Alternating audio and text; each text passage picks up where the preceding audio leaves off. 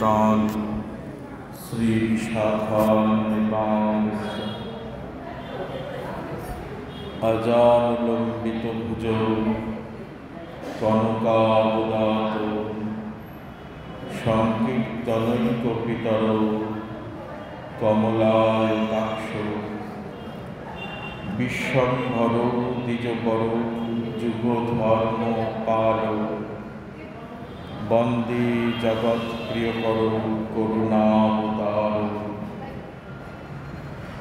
अनर्पितचरिञ्चिरात् करुणयावतीर्णं कलौ समर्पयितुमुन्नतजलरसां सभक्तिश्रियम् हरिपुरटसुन्दर तुतिकदम्ब सन्दीपितं सदा हृदयकन्दरी स्फुरतु शचीनन्दनम् आनन्दलीलामय विग्रहाय हेमाभदिव्यच्छविसुन्दराय तस्मै महाप्रेमरसप्रदाय चैतन्यचन्द्राय नमो नमस्ते। औदार्येण सुकामधेनु दिविषाद् वृक्षेन्दुचिन्तामणि बृन्दां ब्रह्मसुखं च सुन्दरतया कन्दर्पो बृन्दां प्रभुं वात्सल्येन सुमातृतेन निचयं विस्फुर्तिनन्दनं नित्यानन्दमहं नमामि सततं प्रेमाब्धिसम्वर्धिनम् बर्हापीराभिरामं मृगमदतिलकं कुण्डलाक्रान्तगण्डं कञ्जाक्षं कुम्भकण्ठं स्मितशुभगमुखं स्वाधरिणास्तुतीं श्यामं शान्तं त्रिभङ्गं रविकरवसनं भूषितं वैजयन्त्या वन्दे वृन्दावनस्थं जुगति शतप्रीतं ब्रह्मगोपालकेशं नमो ब्रह्माण्डदेवाय गो ब्राह्मणहिताय च जगद्धिताय कृष्णाय गोविन्दाय नमो नमः। तप्तकाञ्चन गौराङ्गी राधे वृन्दावनेश्वरी वृषभानुसुती देवी तं नमामि हरिप्रिये।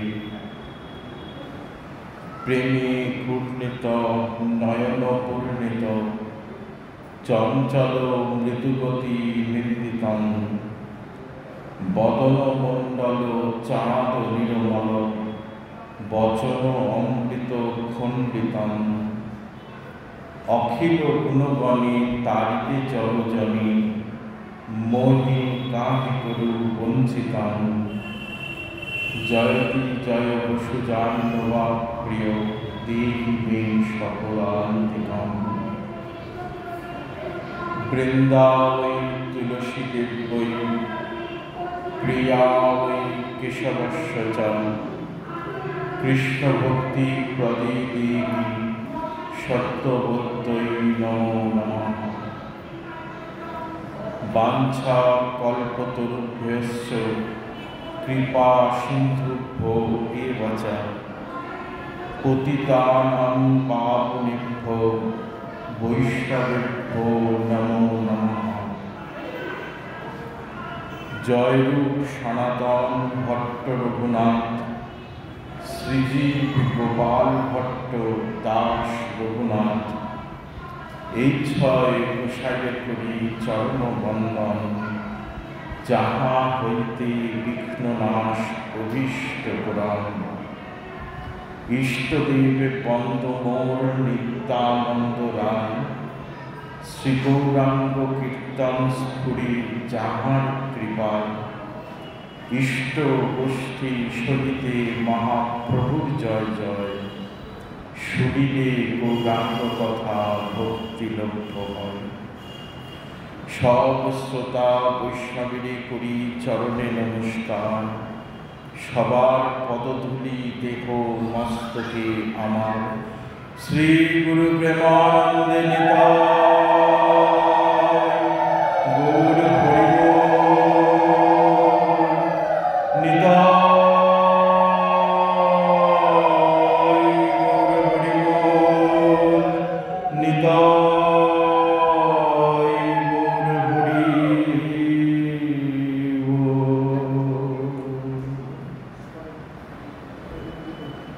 মুখং করোতি বাচালং পঙ্গুং লঙ্ঘয়তি গিরিং যৎকৃপাতমহং বন্দে পরমানন্দ মাধবং।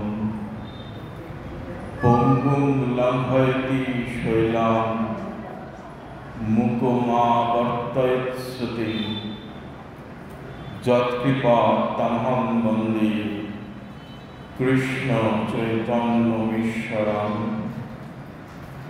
অজ্ঞানতিমিরান্ধস্য জ্ঞানাঞ্জনশলাকয়া চক্ষুरुन्मीलितं येन তস্मै শ্রীগুরবে নমঃ।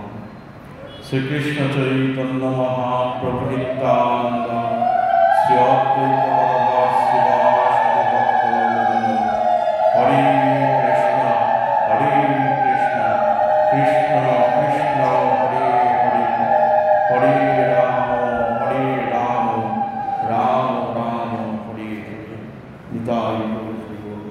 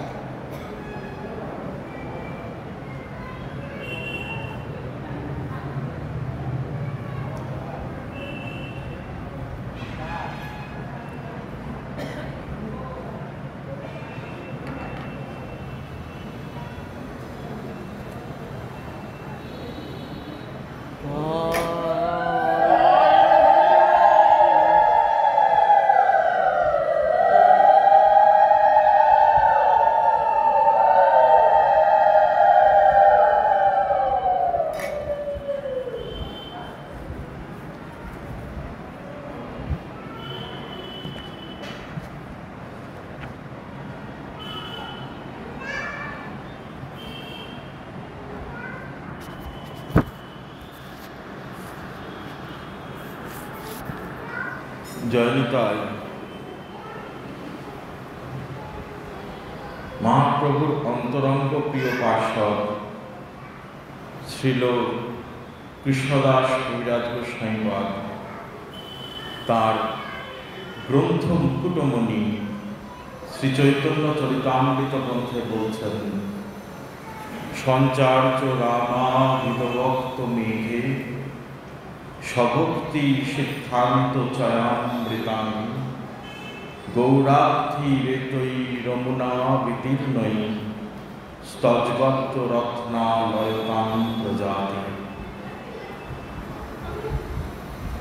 গোদাবরী তীরে পুণ্যতয়া গোদাবরী, দক্ষিণী গঙ্গা গোদাবরী, সেই গোদাবরী তীরে উপবেশন করছেন ন্যাড়া মাথা গৌরী বসন, খালি গা, তপ্ত কাঞ্চন স্বর্ণকান্তি আমাদের সোনার গৌরাঙ্গ মহাপ্রভু। আর অপরদিকে বসে আছেন বক্তার আসনে মহাপ্রভুর অন্তরঙ্গ প্রিয় পার্ষদ রাধারানীর নিত্য সখী, যে বিশাখা সখী রায় রামানন্দ হয়ে এসছেন, সেই রায় রামানন্দ। মহাপ্রভুর নিজেরই ভক্তি সিদ্ধান্ত রায় রামানন্দের অন্তরে হৃদয়ে অনুভব করাচ্ছেন, যা স্ফুরণ করাচ্ছেন রায় রামানন্দ তাই বলছেন। আমরা গতদিন পর্যন্ত শ্রবণ করেছি মহাপ্রভু স্বধর্ম ত্যাগ বা শরণাগতি যাকে বলা হয়, রায় রামানন্দ যখন বললেন, প্রভু প্রশ্ন করেছিলেন তো যে সাধ্য নির্ণয় করো, সাধ্য তত্ত্ব কাকে বলে বলো। তো রায় রামানন্দ এক এক করে সাধনের স্তরগুলো বলছেন। তার মধ্যে গতদিন বলেছিলেন যে স্বধর্ম ত্যাগ সাধ্য সার, মানে শরণাগতি। সেই কথা বলে রায় রামানন্দ গীতার সর্বধর্মান শ্লোক উল্লেখ করেছিলেন। সর্বধর্মান পরিত্যাজ্য মামেকং শরণং ব্রজ অহং তাং সর্বপাপেভ্যো মোক্ষয়িষ্যামি মা শুচঃ।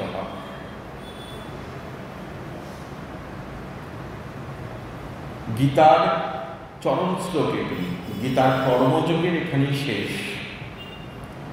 গোবিন্দ বলছেন, হে অর্জুন, তুমি সব ধর্ম পরিত্যাগ করে আমার শরণ গ্রহণ করো, আমি আছি।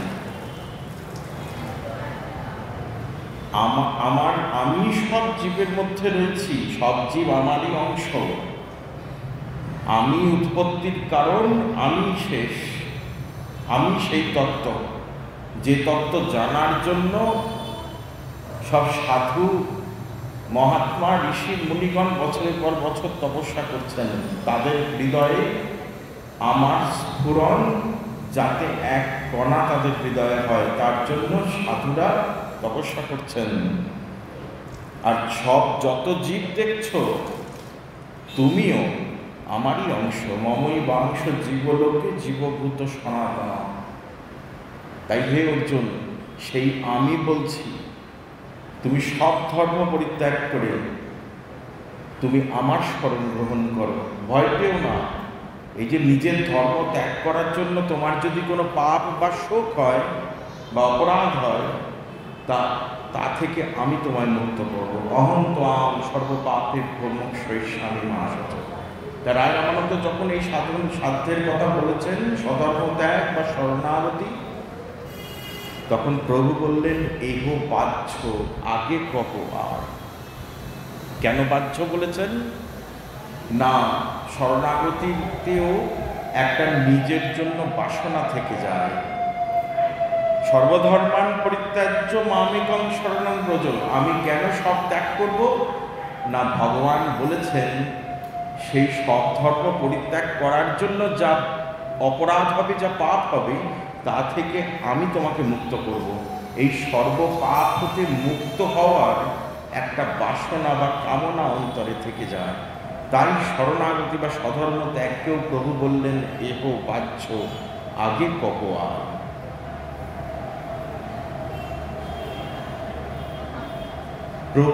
প্রভু কহে এহ বাহ্য আগে কহ আর। তো এরপরে রায় রামানন্দ বললেন, জ্ঞান মিশ্রা ভক্তি হয় সাধ্য সার। কর্মযোগ চলে গেল।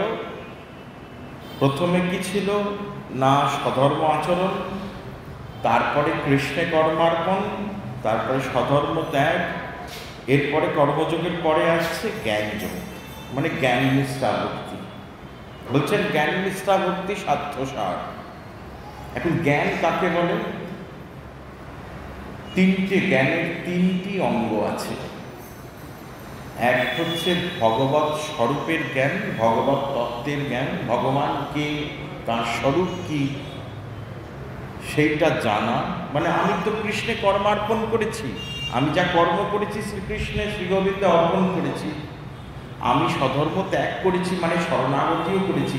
কিন্তু আমি যদি নিজেই না জানি ভগবানের স্বরূপ কি, ভগবান কে, তার স্বরূপ কি, তার তত্ত্ব কি, তাহলে সেই অর্পণটা তো সম্পূর্ণ হয় না, তাই না? আমি কাকে অর্পণ করছি তাকেই যদি না চিনি, তাহলে সেই অর্পণটা কি সম্পূর্ণ হয়? হয় না, পূর্ণ হয় না। তাই জ্ঞান মিশ্রা ভক্তিতে কি বলছেন? জ্ঞানের প্রথম সোপান কি, প্রথম অঙ্গ কি না, ভগবৎ তত্ত্বের পরিচয়, ভগবানকে জানতে হবে। দ্বিতীয় অঙ্গ কি? জীব স্বরূপের জ্ঞান, আমি কে। প্রথম তো ভগবানকে, দ্বিতীয় তত্ত্ব কি না আমি কে, আমার স্বরূপ কি, জীব নিত্য কৃষ্ণদাস। কৃষ্ণের জীবের স্বরূপ হয় কৃষ্ণের নিত্য দাস। এই যে তত্ত্ব, জীবকে ভগবানের অংশ, জীবাত্মাকে পরমাত্মার অংশ, এই যে তত্ত্ব, এইটা যেন অন্তরে উপলব্ধি হয়, জানতে হবে। আর জ্ঞানের তৃতীয় অঙ্গ কি না জীব আর ব্রহ্মের ঐক্য জ্ঞান। যিনি ব্রহ্ম তিনি জীব, অহং ব্রহ্মাস্মি, অদ্বৈতবাদ। এখন জ্ঞানের যে তৃতীয় অঙ্গটি জীব ব্রহ্মের ঐক্য জ্ঞান, মানে আমি ব্রহ্ম, এই ভাব যদি আমার মনের মধ্যে থাকে, তাহলে প্রভুর সাথে আমার সেবক এই সম্বন্ধটা তৈরি হয় না, হতে পারে না। কেননা আমি যদি ব্রহ্ম হই, আমি যদি স্বয়ং ভগবানের অংশ বলছি না, আমি যদি সেই পরম তত্ত্ব ব্রহ্ম হই, তাহলে যে ব্রহ্ম বস্তু আমার প্রভু, আমি তার দাস, আমি কৃষ্ণের নিত্য দাস, সেই সম্বন্ধটা কি হয়? হয় না। তাই বলছেন এই জীব ব্রহ্মের ঐক্য জ্ঞান, এই যে জ্ঞানের অঙ্গটি, এটি কিন্তু ভক্তির অন্তরায় বা বাধা, তাই এটিকে ধরা হচ্ছে না। কিন্তু প্রথম যে দুইটি অঙ্গ, ভগবত তত্ত্বের জ্ঞান এবং জীব স্বরূপের জ্ঞান, প্রভুকে এবং আমি কি, এইটা কিন্তু ভক্তির বিরোধী নয়, ভক্তির পরিচায়ক এই জ্ঞান। সেই জ্ঞান অর্জন করার জন্য যে সাধন বা যে সাধ্য, তাকে বলা হয় জ্ঞান নিষ্ঠা ভক্তি। এই কথা বলে রায় রামানন্দ শ্রীমদ্ ভাগবত থেকে, গীতা থেকে একটি শ্লোক বললেন যে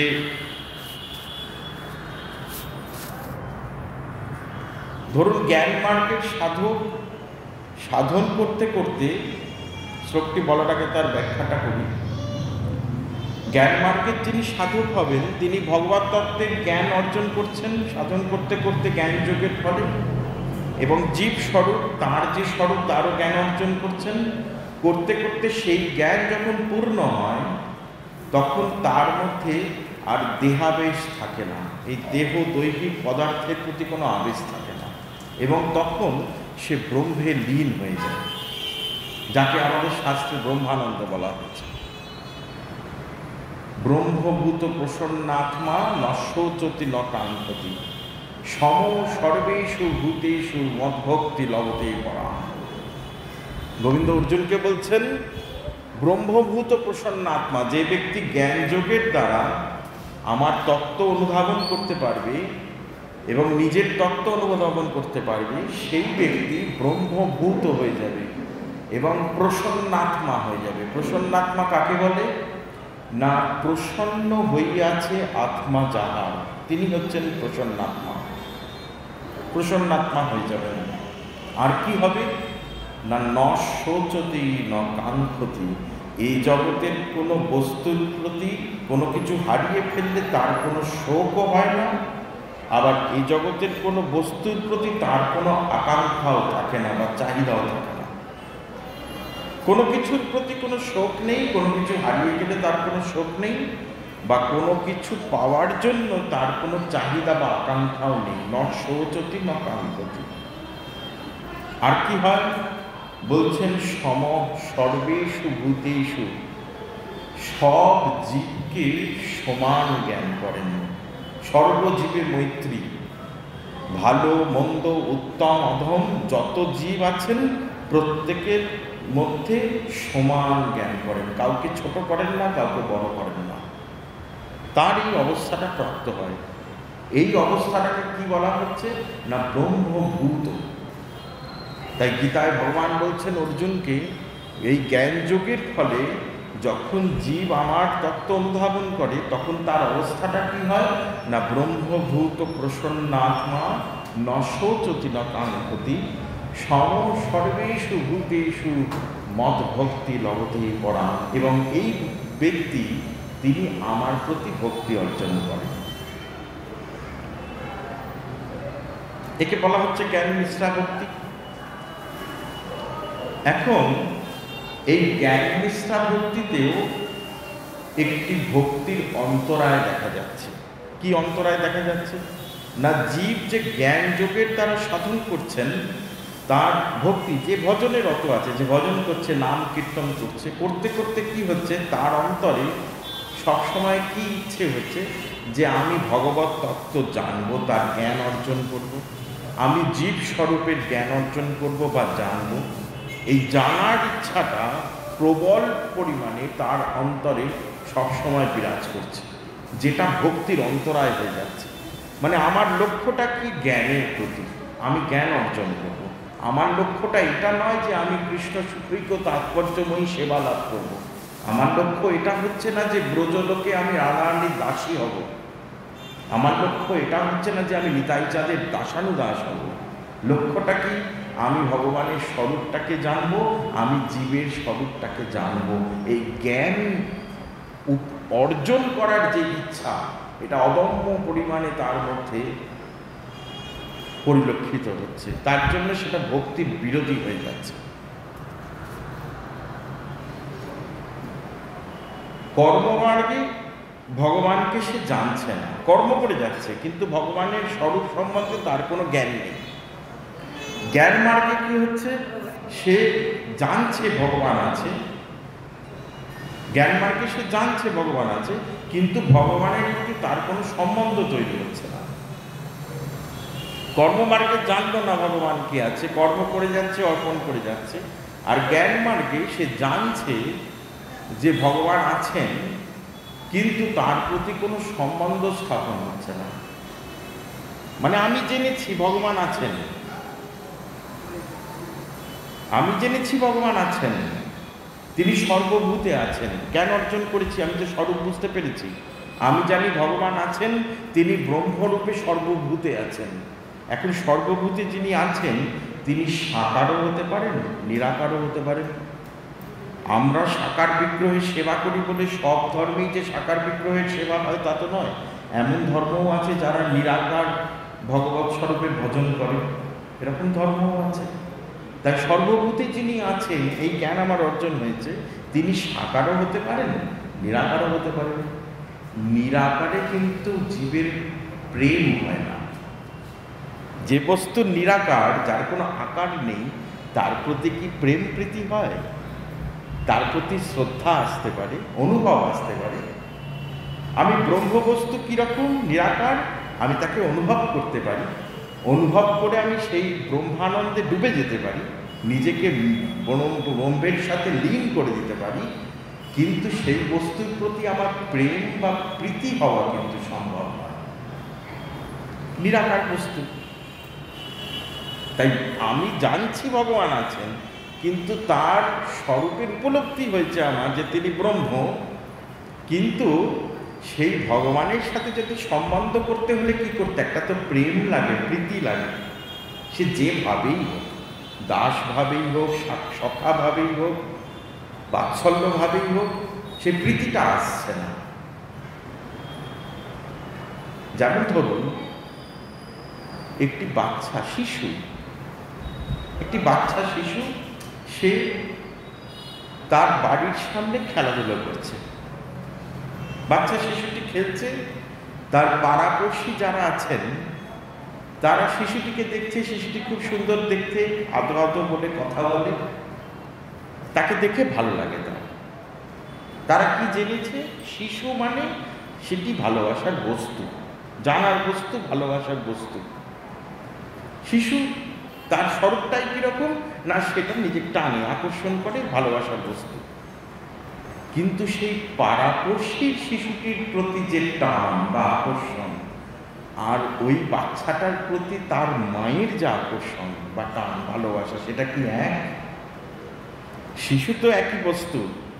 পাড়াপড়শি শিশুটিকে দেখে জেনেছে, সে জ্ঞান অর্জন করেছে যে শিশু মাত্রই তার প্রতি ভালোবাসতে হয়, তাকে আদর করতে হয়, তার বেশি কিন্তু তার জ্ঞান নেই। কিন্তু যে মা, সে কিন্তু তার শিশুটি তার নিজজন, শিশুটি তার নিজের কোলের জিনিস। তার কষ্ট হলে মায়ের কষ্ট হয়, তার সুখে মায়ের সুখ হয়। পাড়াপড়শিটার কি সেটা হবে? তাই জ্ঞান মিশ্রা ভক্তিতে জ্ঞান মার্গের যে সাধক তারা ভগবানকে জেনেছেন ঠিকই, এটাও বুঝেছেন যে ভগবান ব্রহ্ম, তাকে ভজন করতে হয়, নীতিতে জেনেছে। তারা নীতিতে জেনেছে, শাস্ত্র নীতি অনুযায়ী জেনেছে যে ভগবান প্রণম্য, তাকে প্রণাম করো, প্রণাম করতে হয়। ভগবান ভজনীয়, তাকে ভজন করতে হয়, ভজন করো। কিন্তু দেখুন, নীতি দ্বারা প্রীতি হয় না।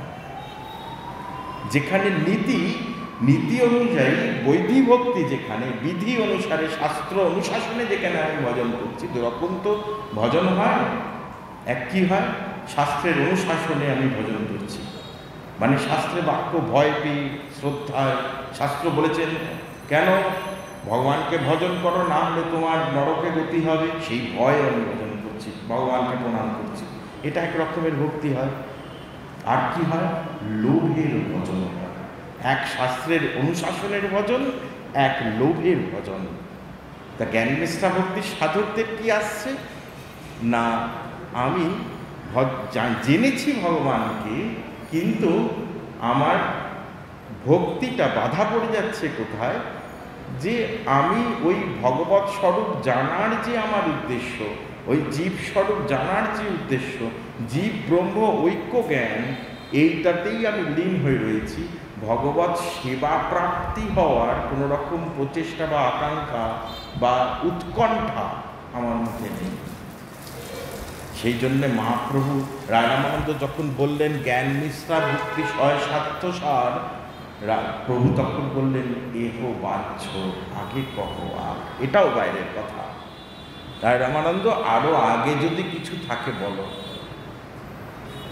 তখন রায়রামানন্দ বলছেন যে জ্ঞান শূন্যা ভক্তি স্বার্থসার। এতক্ষণ জ্ঞান মিশ্রা ভক্তি নিয়ে আলোচনা করলাম, এবারে জ্ঞান শূন্যা ভক্তি। এখন জ্ঞান শূন্যা ভক্তি কাকে বলে? মানে কি কোনো জ্ঞান নেই, কোনো গ্রন্থ পড়িনি, কোনো জানিও না, কোনো বুঝিও না, কোনো জ্ঞান নেই, না। জ্ঞানের পরিপূর্ণতায় যে শূন্যতা আসে তাকে বলা হয় জ্ঞান শূন্যা ভক্তি। মানে আমি সব পড়েছি, জেনেছি, জেনে আমি বুঝেছি একমাত্র হরিনাম সংকীর্তন করাই হচ্ছে এই যুগের ধর্ম। আমি সব পেরেছি, সব জেনেছি, সব ভজন বুঝেছি, আমি কর্মযোগ বুঝেছি, জ্ঞানযোগ বুঝেছি, ভক্তিযোগ বুঝেছি। ওহে, সব বুঝে আমি কি স্থির করলাম, যে হরিনাম সংকীর্তন মানে প্রভুর গুণকীর্তন করাতে প্রভু যত সুখ পান, তত সুখ প্রভু আর কিছুতে পান না, কোনো সাধনে পান না। নারদ বলেছিলেন বেদব্যাসকে, ওহে বেদব্যাস, আমাকে দেখে শিখতে পারছো না? বেদব্যাস যখন প্রশ্ন করেছিলেন, তখন নারদ বলেছিলেন যে আমাকে দেখে শিখতে পারছো না? ভগবানের ভক্তির একটা ক্রম আছে, মানে ভগবান কতটা ভক্তিমান হন, কতটা ভজনীয় হন, কতটা প্রীত হন, মানে যে ভক্তির, মানে কোন ভক্তি কতটা উত্তম, কোন ভক্তি কতটা ভালো, একটা তো স্তরভেদ আছে। কতটা উত্তম কিভাবে বোঝা যায় না, যে ভক্তিতে ভগবান যতটা আকৃষ্ট হন সেই ভক্তি ততটা উত্তম। যে ভক্তিতে ভগবান যতটা আনন্দ পান, ধরুন আমি ভগবানের জন্য উত্তম দ্রব্য রান্না করে ভগবানের ভোগ লাগাচ্ছি, আমরা সবাই করি, কত শুদ্ধাচারে রান্না করি, করে কত দ্রব্য ভোগ লাগাই, সুন্দর করে ভোগ লাগাচ্ছি, তাতে প্রভু হয়তো এতটা প্রীত হচ্ছেন, আনন্দ পাচ্ছেন। আমি ভগবানের জন্য খুব সুন্দর পোশাক নিজে হাতে তৈরি করি, করে রাধারানী শ্যামের শৃঙ্গার করি, তাতে প্রভু কিছুটা প্রীত হন, যুগল প্রীত হন, সেটা হয়তো এতটা প্রীত হচ্ছে। প্রত্যেকটির পরিমাণ আছে, কত পরিমাণ প্রভু আকৃষ্ট হচ্ছেন। তো সেই রকম যে ভক্তিতে ভগবান যত প্রীত হন সেই ভক্তি ততটা উত্তম। তা নারদ আজকে বলছেন বেদব্যাসকে, হে বেদব্যাস, তুমি আমাকে দেখে শেখোনি? আমি তো তার চরণতলে থাকি, আমি সারাক্ষণ তার চরণতলে বসে থাকি, রোজ বসে বসে তাকে দেখি, তাকে দেখেছি, তাকে জেনেছি, শুনেছি, বুঝেছি। কি বুঝেছি জানো?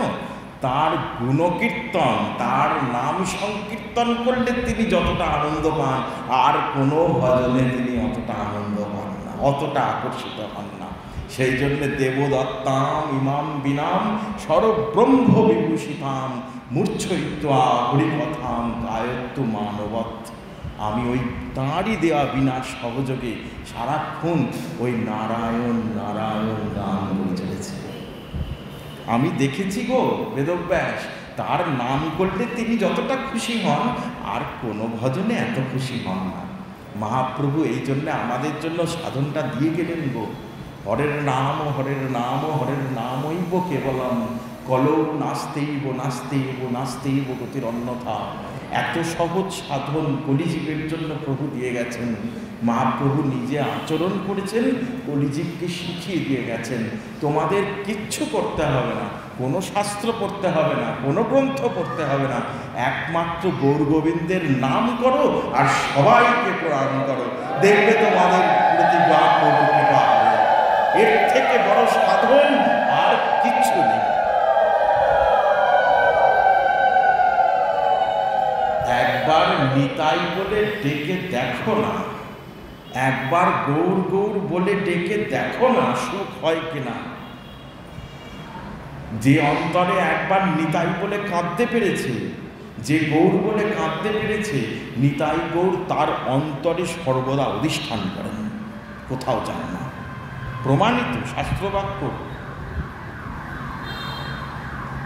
তাই জ্ঞান শূন্য ভক্তিতে রায় রামানন্দ আসছেন, বলছেন জ্ঞান শূন্য ভক্তিতে কি হচ্ছে না, ভগবৎ স্বরূপ জানারও কোনো উচ্চাকাঙ্ক্ষা নেই, জীব স্বরূপ জানারও কোনো উচ্চাকাঙ্ক্ষা নেই। সেই ব্যক্তি কি করেন, যিনি জ্ঞানের পরিপূর্ণতায় শূন্য হয়ে গেছেন, তিনি কি করেন না, সাধু বৈষ্ণব যেখানে থাকেন সেই তার গৃহে অবস্থান করেন এবং তার মুখ হতে হরিকথা শ্রবণ করেন। সেই হরিকথা যে শ্রবণ করছেন, তার সেই সাধুমুখে হরিকথা যে তার শ্রবণের গণ্ডের মধ্য দিয়ে তার অন্তরে প্রবেশ করছে, তাতেই তিনি শ্রদ্ধা ভক্তি রতি একে একে সব কিছু পাচ্ছেন, সব সাধন তার মধ্যে উপবিষ্ট হচ্ছে। জ্ঞান শূন্য ভক্তি।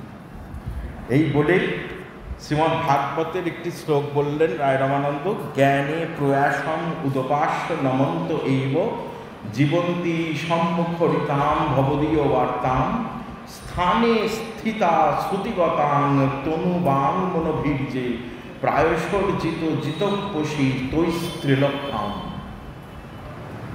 একই কথা, ওই ভগবানের এক নাম হচ্ছে অজিত। অজিত কেন জানেন? কারণ তাকে কেউ জয় করতে পারে না, তিনি তো সর্বশ্রেষ্ঠ। আদিরাদি শ্রীগোবিন্দ সর্বকারণ কারণ, ঈশ্বরা পরম কৃষ্ণ সচ্চিদানন্দ বিগ্রহ, তাই তো? যার ইচ্ছা ছাড়া একটা গাছের পাতা শুদ্ধ নয় না, সেই শ্রীগোবিন্দ সরৈশ্বর্যপূর্ণ, ঐশ্বর্য বীর্য যশ শ্রী জ্ঞান বৈরাগ্য যার মধ্যে পূর্ণরূপে বিদ্যমান।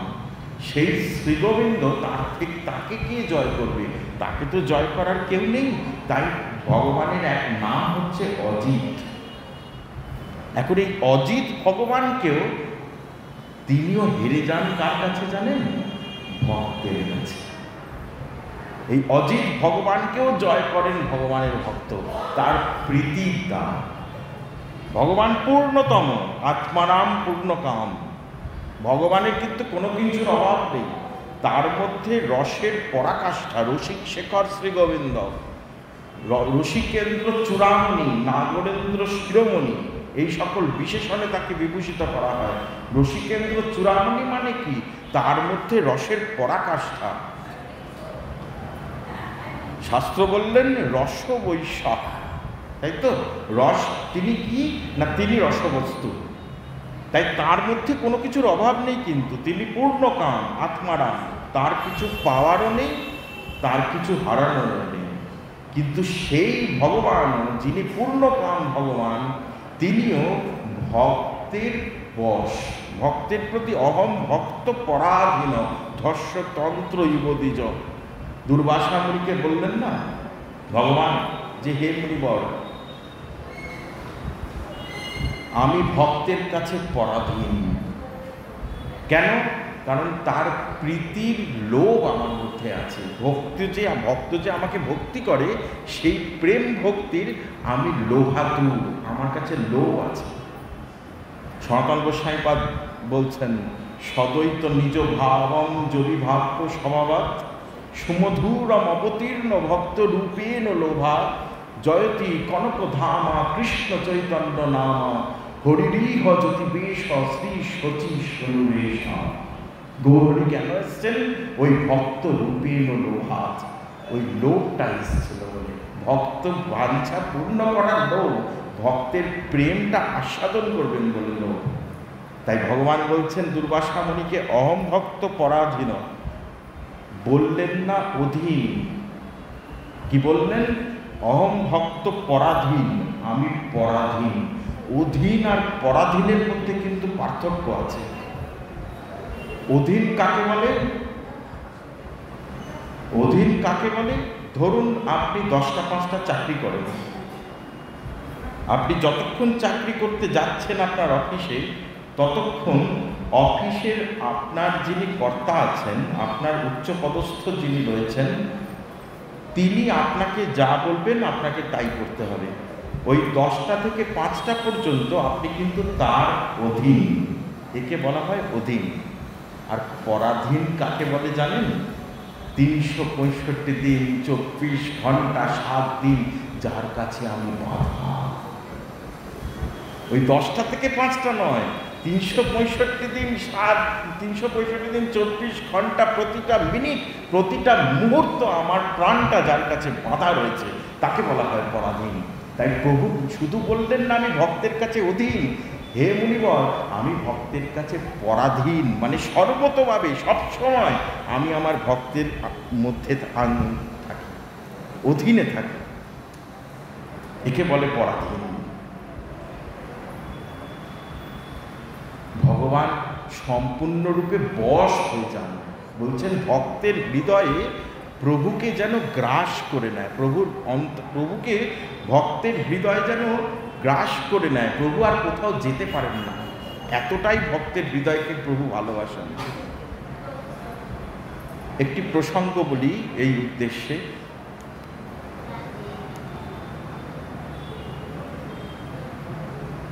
রামচন্দ্র অযোধ্যা হতে বনবাসে যাচ্ছেন।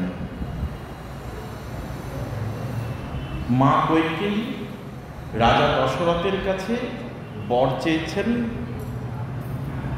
রাজা দশরথের যখন সেবা করেছিলেন, তিনি যখন অসুস্থ ছিলেন, রাজা দশরথ বলেছিলেন তোমাকে আমি 2টো বর দেব। মা কৈকেয়ী বলেছিলেন যথাসময় চেয়ে নেব। রামচন্দ্রের অভিষেক হয়ে গেছে, রাজ্যাভিষেক হয়ে গেছে, ঠিক সেই সময় দাসী মন্থরার পরামর্শে মা কৈকেয়ী বর 2টো চেয়ে বসলেন রাজা দশরথের কাছে। কি কি বর? না, একবারে রামচন্দ্র 14 বছরের জন্য বনবাসে যান, আর আরেকবারে আমার ছেলে ভরত অযোধ্যার রাজ সিংহাসনে বসে। দশরথ প্রতিজ্ঞাবদ্ধ ছিলেন। মা কৈকেয়ীকে বললেন এ তুমি কি বর চাইলে? সমগ্র অযোধ্যাবাসী জানি যে আমার পরে রাম রাজা হবে অযোধ্যা। কিছু করার নেই, হাত পা বাঁধা। রামচন্দ্রের কাছে মর্যাদা পুরুষোত্তম, তো শ্রীরামচন্দ্রের কানে যখন কথাটা পৌঁছেছে, এক কথায় রামচন্দ্র অযোধ্যা ছেড়ে বনবাসে চলে যাচ্ছেন। দ্বিতীয় কোনো প্রশ্ন করেননি। প্রত্যেকটি ছেলে 4টে ঋণ নিয়ে জন্মায়, প্রত্যেকটি ছেলে 4টে ঋণ নিয়ে জন্মায়।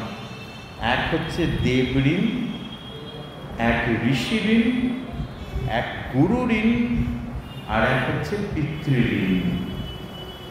দেব ঋণ কি করে শোধ করতে হয়? না, দেবতার পূজা অর্চনা করে দেব ঋণ শোধ করতে হয়।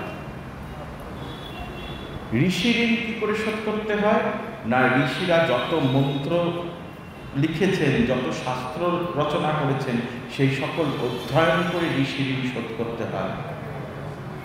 গুরু ঋণ কি করে শোধ করতে হয়? না শ্রী গুরুদেবের সেবা পরিচর্যা করে গুরু ঋণ শোধ করতে হয়।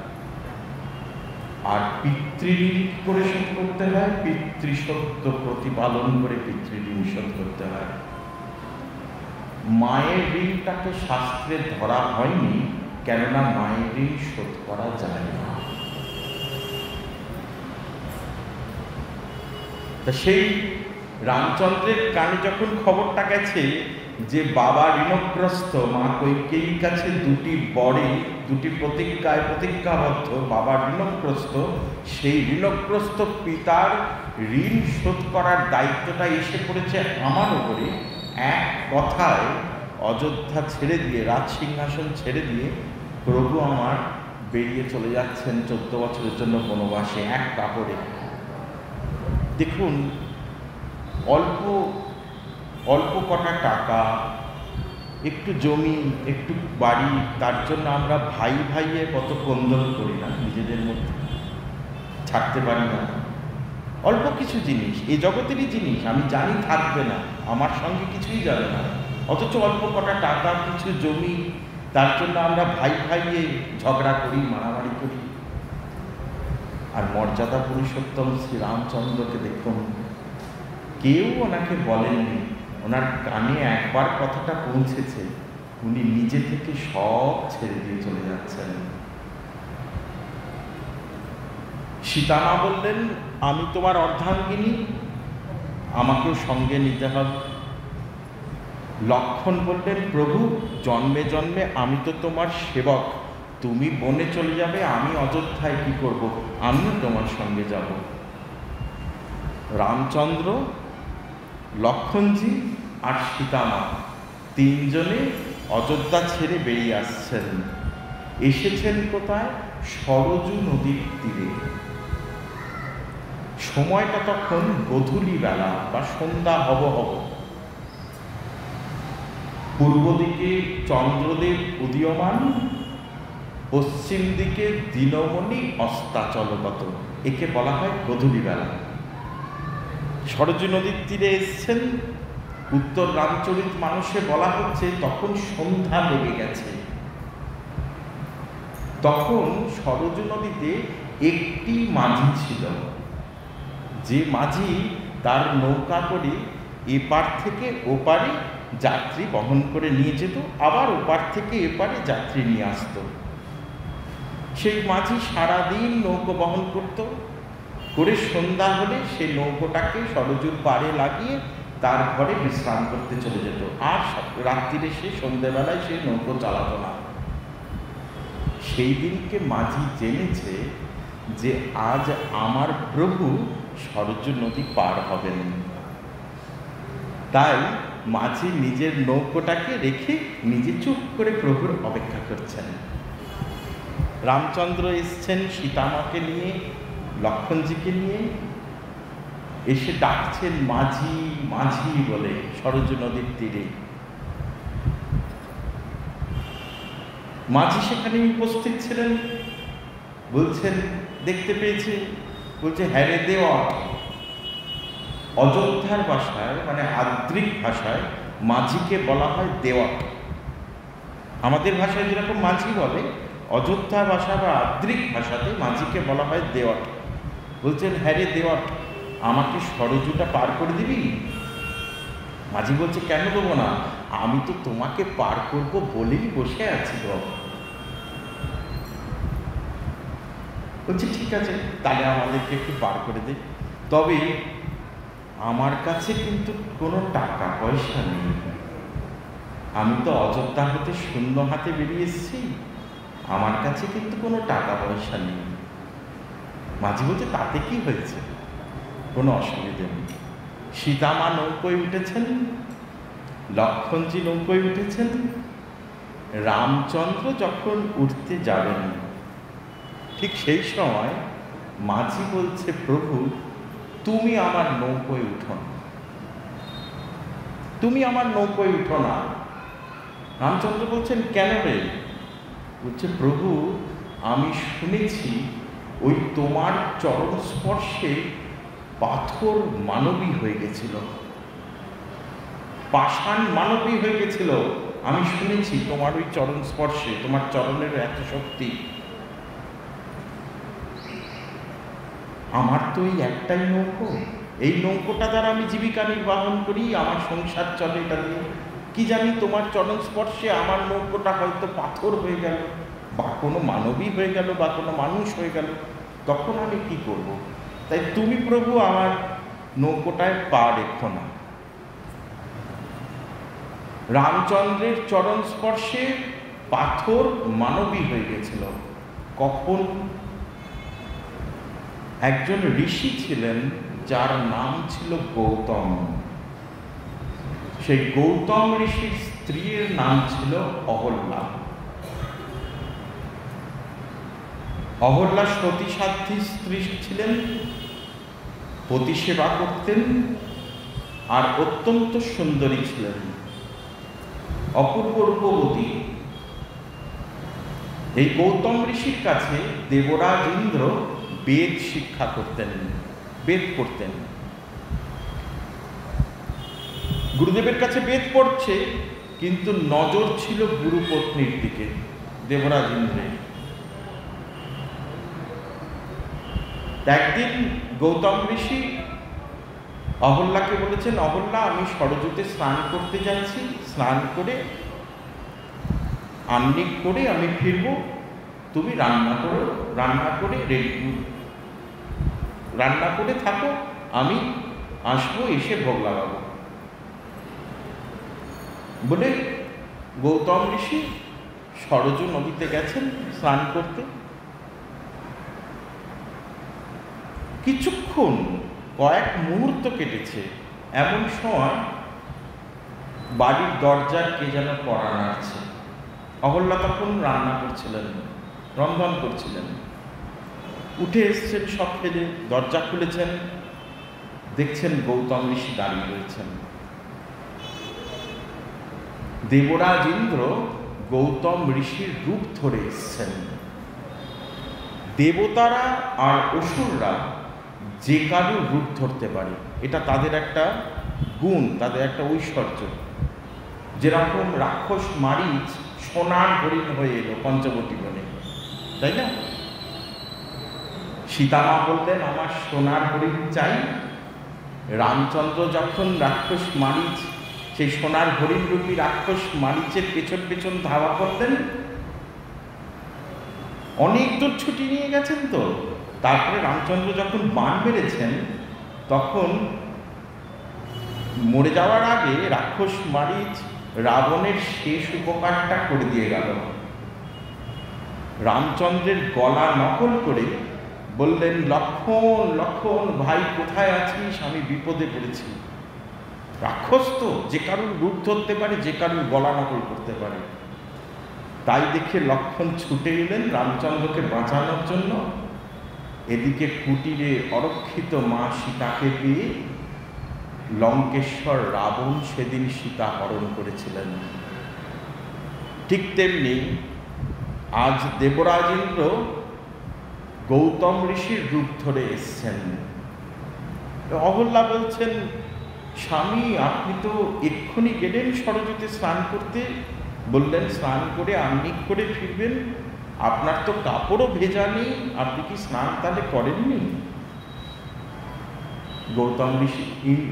গৌতম ঋষি রূপী দেবরাজ ইন্দ্র বলছেন, অহল্যা আমি মদন বাণে জর্জরিত, তুমি আমার মনোবাসনা পূর্ণ করো। স্বামীর মনোবাসনা পূর্ণ করা সতী সাধ্বী স্ত্রীর পরম ধর্ম। সেদিন দেবরাজ ইন্দ্র অহল্যার সতীত্ব হরণ করেছিলেন। এরপরে যখন গৌতম ঋষি স্নান করে আহ্নিক সেরে সরজু নদী থেকে যখন ফিরেছেন, ফিরে তখন দরজা নেড়েছেন, অহল্যা খুলেছেন। অহল্যা খুলে বলছেন, কি ব্যাপার স্বামী, আপনি এই মাত্র তো গেলেন, আবার এত তাড়াতাড়ি স্নান করে চলে এলেন, ব্যাপারটা তো বুঝতে পারছি না। গৌতম ঋষি বললেন, দাঁড়াও দাঁড়াও, কি হয়েছে আগে দেখি। এনারা তো ঋষি, তো অন্তরটা শুদ্ধা ভক্তির অন্তর, ধ্যান যোগে সব দেখতে পেলেন। দেখলেন ও আমারই ছাত্র ইন্দ্র এই কাজ করল। তখনই অভিশাপ দিলেন, হে ইন্দ্র, তুমি যে গর্হিত অন্যায় কাজটি করলে, গুরুপত্নী গ্রহণ করা মানে মহাপাতকের কাজ, এর থেকে বড় অপরাধ আর কিছু নেই। বললেন তুমি যে কাজটা করলে তার জন্য তোমার সর্বাঙ্গে যোনি ফুটে উঠে। সঙ্গে সঙ্গে দেবরাজ ইন্দ্রের সর্বাঙ্গে যোনি ফুটে উঠল। ইন্দ্রকে ছেড়ে দিয়ে এবারে অহল্যাকে ধরলেন। বললেন নিজের স্বামীকে চিনতে পারলে না? আপন স্বামীকে তুমি চেনো নাই নারী, পাষাণ হইয়া যাও অভিশাপ তারি। পাথর হয়ে যাও তুমি, অভিশাপ দিলাম। দশরথ পুত্র শ্রীরামচন্দ্র চরণ স্পর্শে পুনর্লভিবে জন্ম।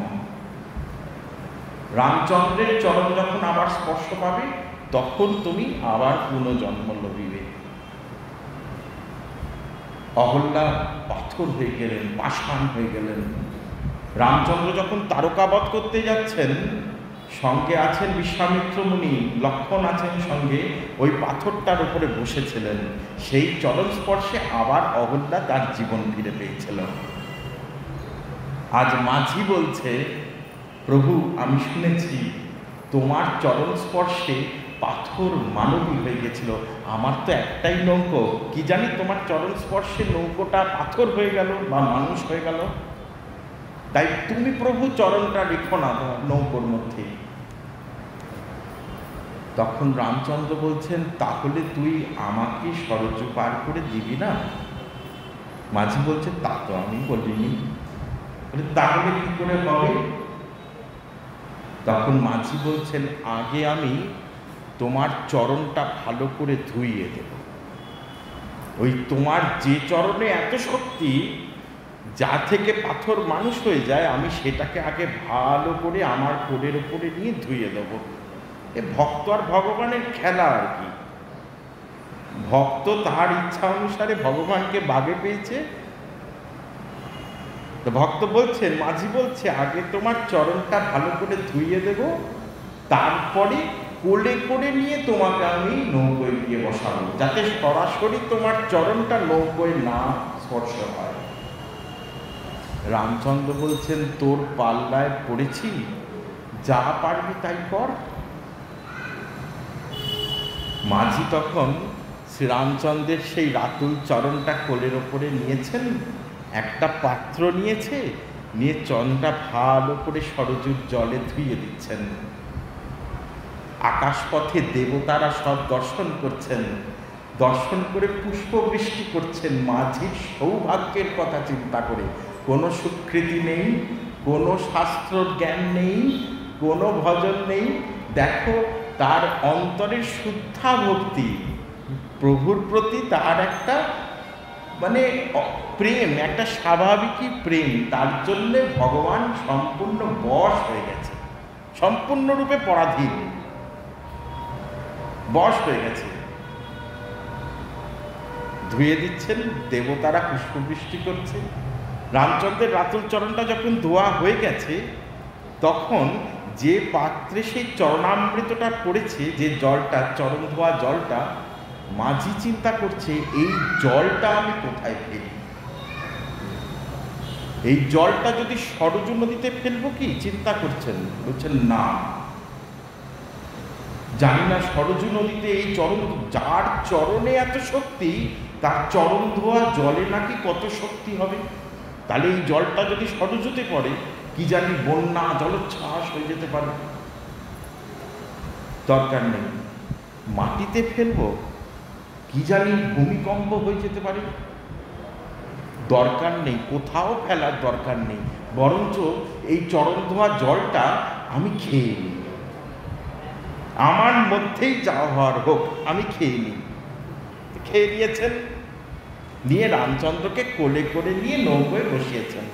নৌকো যাচ্ছে, সরজু নদী পার হয়েছে। নৌকোটা যখন মাঝ নদীতে, তখন রামচন্দ্র চিন্তা করছেন, দরিদ্র মাঝি আমাকে এই অসময়ে সরজ নদীটা পার করে দিচ্ছে, আমার উচিত ওকে কিছু পারিশ্রমিক দেওয়া। কিন্তু আমি কি দেব? আমার তো কিছু নেই, আমি তো অযোধ্যা থেকে কিছু নিয়ে আসিনি। কি মিষ্টি লীলা দেখুন, অনন্তকোটি বৈকুণ্ঠ নায়ক শত সহস্র মহালক্ষ্মী যার চরণ সেবা করেন, ঐশ্বর্যের ধর্মশালিনী মহালক্ষ্মী যার বক্ষ বিলাসিনী, তিনি আজ চিন্তা করছেন তার কাছে তো কিছু নেই, কিছুই দেওয়ার নেই। মনে মনে চিন্তা করছেন। সীতামা রামচন্দ্রের মুখটা পড়ে বুকের কথা বুঝতে পেরেছেন। সীতামা যখন অযোধ্যা থেকে বেরিয়ে এসেছিলেন, হাতে একটা আংটি ছিল, সেই আংটিটা খুলে রামচন্দ্রের হাতে দিয়েছেন, তুমি এটা দিও মাঝি। সরজ নদীটা যখন পার হয়ে গেছে, যখন নেমেছেন তীরে তিনজনে, রামচন্দ্র তখন মাঝিকে বলছে, মাঝি তুই এইটা রাখ। মাঝি বলছে, না প্রভু, আমি এটা নিতে পারবো না। বলছে, কেন নিতে পারবি না? বলছে, দেখো প্রভু, যাদের একই ব্যবসা হয়, যে দুই ব্যক্তির ব্যবসাটা একই হয়, তারা নিজেদের মধ্যে অর্থের আদান প্রদানটাকে রাখে না, অর্থের লেনদেনটাকে রাখে না। বলছে, কিরকম, কি করে তুই বলছিস? হ্যাঁ রে মাঝি, আমি অযোধ্যার রাজা রামচন্দ্র, তুই এই সরজ নদীর একটা ছোট্ট মাঝি, তোর আর আমার ব্যবসাটা কি করে এক হলো? মাঝি বলছে, প্রভু ব্যবসাটা কি এক নয়? আমি হচ্ছি এই ছোট্ট সরজ নদীর একটা ছোট্ট নৌকার ছোট্ট মাঝি। আমি এই সরজ নদী, আমি এই নদীর নাবিক, এই নদীর এপার থেকে ওপার করি। যখন কেউ আমার পাড়ে আসে, নদীর পাড়ে আসে, আমি নদীর নাবিক, এবার থেকে ওপার করি। আর তুমি তো ভবসাগরের কান্ডারী, তোমার পাড়েও যখন জীব আসে, তখন তাদেরকেও তুমি এই জগতের এপার থেকে ওপারে কি নিয়ে যাও না? তাহলে ব্যবসাটা কি এক হলো না? আমি ছোট্ট নদীর নাবিক, আমি সরজ নদীর এপার থেকে ওপার করি, আমার পাড়ে কেউ আসতেও পারে, নাও আসতে পারে, কিন্তু তোমার ভবসাগরের পাড়ে প্রতিদিন কাউকে না কাউকে, সবাইকে একদিন আসতে হবে, এবং সেই সবাইকে তুমি পার করে দাও। সেই অর্থে ব্যবসাটা এক হলো। তাই প্রভু, তোমার চরণে এই নিবেদন, আজ যেরকম এই অসময়ে তোমাকে এই নদী পার করে দিলাম, প্রভু আমার যখন শেষ সময় আসবে, তখন তুমি আমাকে ভুলে যাবে না তো?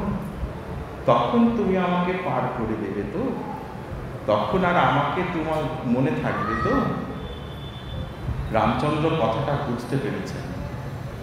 বুঝতে পেরে বলছেন, মাঝি তুই এক কাজ করিস, তুই যখন ভবসাগরের পাড়ে আসবি, আমি তো ভবসাগরের কান্ডারি, তুই যখন ভবসাগরের পাড়ে আসবি, তোর শেষ সময়, তুই আমার নাম ধরে ডাকবি, আমার নাম ধরে ডাকবি, আমি দেখবি ঠিক এসে তোকে নিয়ে যাব। তখন মাঝি বলছেন, ও প্রভু, তুমি খুব চালাক, আমার শেষ সময় যদি আমি তোমার নাম ধরে না ডাকতে পারি, আমার মৃত্যুশয্যায় আমি পড়ে রয়েছি, আমার মস্তিষ্ক বিকৃতি হয়ে গেছে, আমার মুখ থেকে কথা বেরোচ্ছে না, আমি কি করে তোমার নাম ধরে তখন ডাকবো? আমার মুখ থেকে যদি রাম না বেরোয়, বা আমি যদি ভুলে যাই, আমি যে তোমার দাস, ধরো মায়ার প্রভাবে আমি বিস্তৃত হয়ে গেছি, আমি ভগবানের নাম করতেই ভুলে গেলাম আমার মৃত্যুর সময়, তখন তাহলে তুমি আমাকে নিয়ে যাবে না?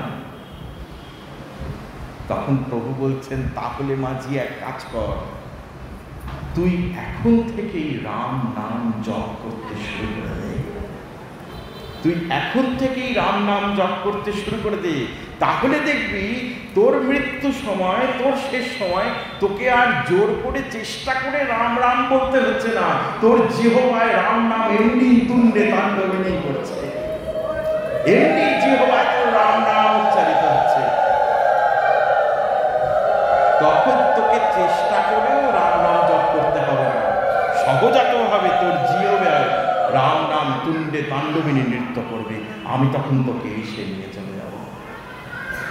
দেখুন, এক সাধারণ মাঝি, যার কোনো স্বীকৃতি নেই, যার কোনো জ্ঞান নেই, প্রভু কিরকম তার ভক্ত বশ্যতা স্বীকার করেছেন, তাই বললেন, দুর্বাসা মুনিকে প্রভু বললেন, অহম ভক্ত পরাধীন।